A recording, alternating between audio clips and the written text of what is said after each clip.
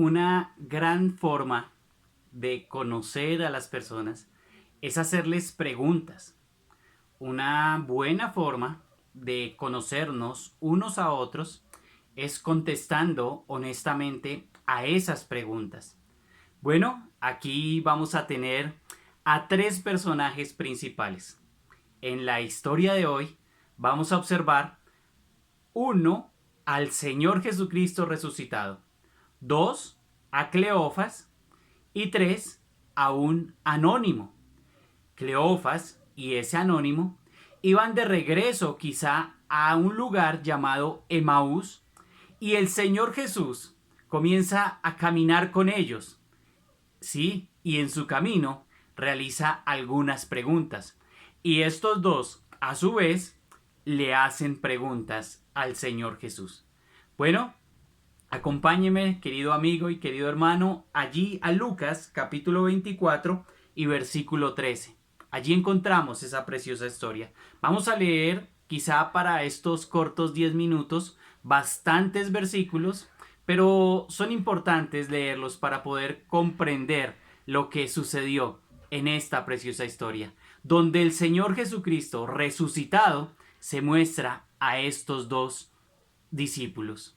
Vamos a observar el versículo 13 que nos dice: y he aquí, dos de ellos iban el mismo día a una aldea llamada Emaús, que estaba a 60 estadios de Jerusalén, e iban hablando entre sí de todas aquellas cosas que habían acontecido. Sucedió que mientras hablaban y discutían entre sí, Jesús mismo se acercó y caminaba con ellos, mas los ojos de ellos estaban velados para que no le conociesen.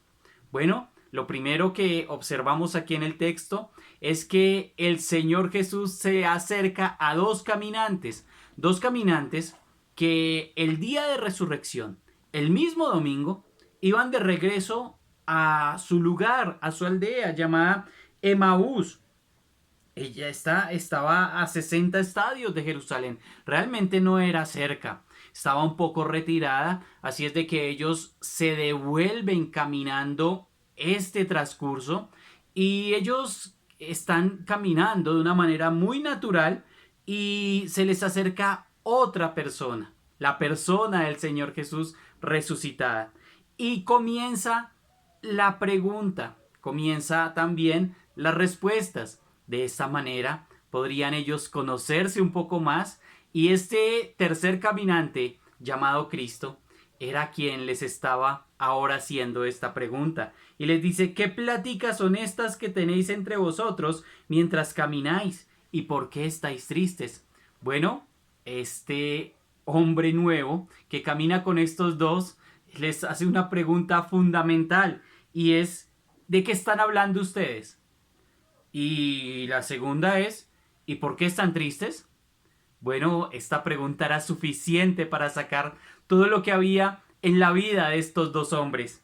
Respondiendo uno de ellos, que se llamaba Cleofas, bueno, de este tenemos el nombre, le dijo, y le hace una pregunta. Recordemos que el estilo de el maestro era muchas veces responder con preguntas. Y estos habían aprendido muy bien. Quizá en medio de su incredulidad le responden con una pregunta. Y la pregunta es: ¿eres tú el único forastero en Jerusalén que no has sabido las cosas que en ella han acontecido en estos días?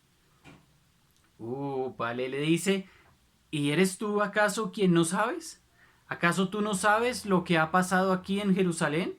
¿Acaso tú no sabes lo que ha pasado? ¿Qué cosas están hablando? Y dice: pues de lo que está hablando todo el mundo. Y vamos a observar que le dicen: ¿es que acaso tú no sabes?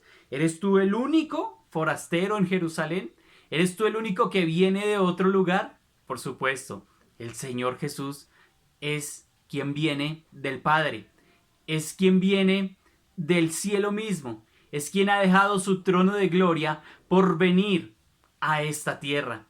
Y el Señor, sí, es el único forastero, pero él sí sabía. Y entonces Jesús les dice: ¿qué cosas? ¿Qué cosas? Otra pregunta más. Y pregunta: ¿qué cosas?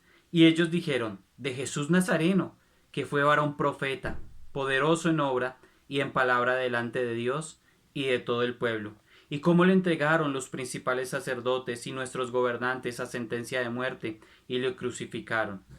Bueno, aquí les dice, estamos hablando de esto.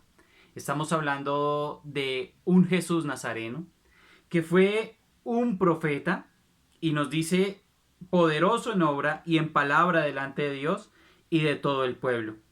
Y nos dice que fue. Es decir, que ellos ya tenían un concepto errado de lo que era el Señor Jesús, de lo que es el Señor Jesús, de quién era, quién es y quién será eternamente, porque sencillamente el Señor Jesús es eterno.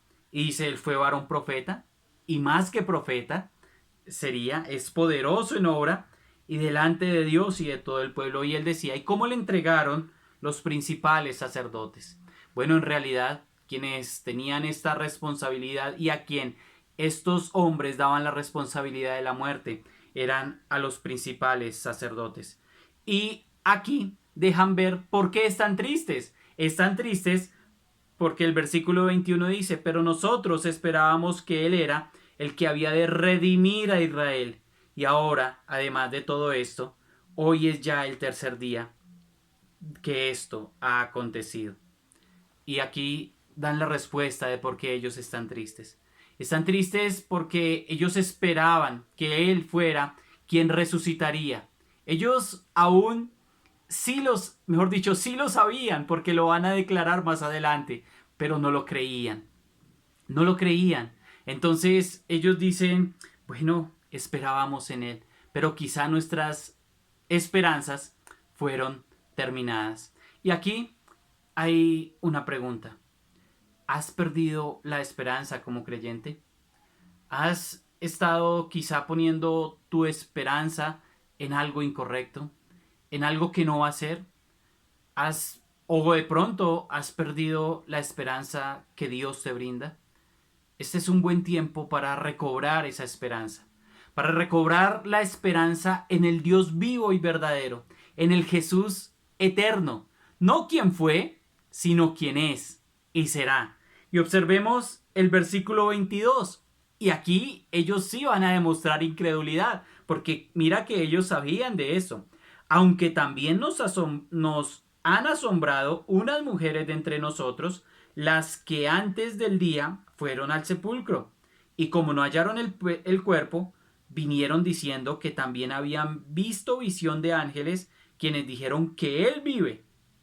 Y fueron algunos de los nuestros al sepulcro, esto es Pedro y Juan, y hallaron así como las mujeres habían dicho, pero a él no le vieron. Wow, entonces dice, mire, recibimos el testimonio fidedigno de unas mujeres, pero no, a él no le vieron. Encontraron los lienzos, encontraron la tumba vacía, pero a él no le vieron, aunque los ángeles dicen que él vive.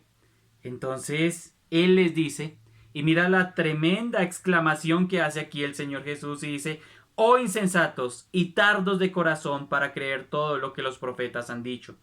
Y la pregunta es, ¿no era necesario que el Cristo padeciera estas cosas y que entrara en su gloria? Y mira cómo el Señor les va a revelar que Él es. Y dice, y comenzando desde Moisés y siguiendo por todos los profetas, les declaraba en todas las escrituras lo que de Él decían.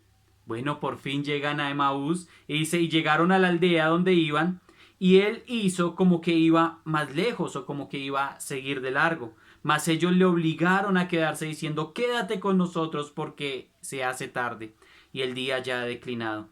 Entró pues a quedarse con ellos y aconteció que estando sentado con ellos a la mesa, tomó el pan y lo bendijo y lo partió y les dio. Entonces les fueron abiertos los ojos y le reconocieron, mas él desapareció de su vista. El Señor Jesús les declara, era necesario que el Cristo padeciera estas cosas. Son las mismas palabras del versículo 7, donde el ángel dice, es necesario que el Hijo del Hombre sea entregado. Es necesario que el Hijo del Hombre padeciese. Un poco complejo para estos judíos creer esto, pero es la verdad. Era necesario que el Cristo padeciese y resucitase. Mira lo que dice un comentarista que es un afortunado quien entiende la Escritura. Solo aquellos que entienden la Biblia pueden conocer la verdad acerca de la salvación del pecado y de la condenación eterna en el infierno. Solo quienes obedecen la verdad bíblica pueden llevar vidas satisfechas, obedientes, bendecidas, eficaces y gozosas. Querido amigo, ¿entiendes las Escrituras? Querido amigo, usted sabe que toda la Biblia es un plan maravilloso de Dios y corresponde a una sola historia, que al Señor le plació dejar su palabra y llama a su palabra con tantas símiles. Dice que es la palabra que permanece para siempre, que la palabra es probada, que la palabra permanece en el cielo, que la palabra es lámpara a sus pies y lumbrera a nuestro camino, que la palabra es pura, que la palabra es fuente de recompensa, que la palabra es buena, que la palabra es una bendición, que la palabra santifica y que la palabra es también la espada del Espíritu. Querido hermano y amigo, esta reflexión que nos sirva para escudriñar las Escrituras, para leer toda la Escritura sin sacarla de su contexto. Mira que ellos les fue abierto los ojos cuando el Señor comenzó desde Moisés, siguiendo por todos los profetas, les declaraba en todas las Escrituras lo que de él decían. Es un llamado a nosotros mismos a predicar toda la Escritura en su conjunto. Entonces les fueron abiertos los ojos en el versículo 31 y le reconocieron, mas él desapareció de su vista y se decían el uno al otro: ¿no ardía nuestro corazón en nosotros mientras nos hablaba en el camino y cuando nos abría las Escrituras? Y levantándose en la misma hora, volvieron a Jerusalén. Ellos regresaron, no importó la distancia, se regresaron a Jerusalén y hallaron a los 11 reunidos y a los que estaban con ellos, y les decían: ha resucitado el Señor verdaderamente y ha aparecido a Simón. Entonces ellos contaban las cosas que les habían acontecido en el camino y cómo le habían reconocido al partir el pan. Queridos hermanos y amigos, que podamos estar en su palabra y sentir este gozo maravilloso que nos da saber que el Señor Jesucristo ha resucitado. Hermanos y amigos, un buen día y bendiciones.